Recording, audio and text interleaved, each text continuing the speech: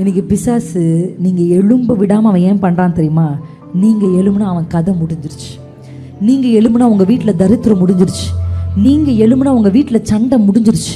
நீங்கள் எழும்பிட்டீங்கன்னா தலைமுறை தலைமுறையாக உங்களை தாக்குகிற அந்த தாக்குதல் முடிஞ்சிருச்சு. அதனால தான் ஒரு பிரச்சனைக்கு மேலே ஒரு பிரச்சனை, ஒரு பிரச்சனைக்கு மேலே ஒரு பிரச்சனை முடிஞ்சிச்சு நினைக்கும் போது இன்னொரு பிரச்சனையை கொண்டு வந்து உங்களை உட்கார வச்சிருக்கான்.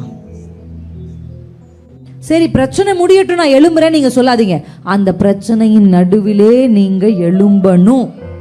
நீங்க எழும்பணும். ஏன்னா நீங்க எழுந்தாதான். அதனாலதான் பைபிள் சொல்லுது வேதத்துல, தெபோராளாகிய நீ தாயாக எழும்பும் வரைக்கும் தான்.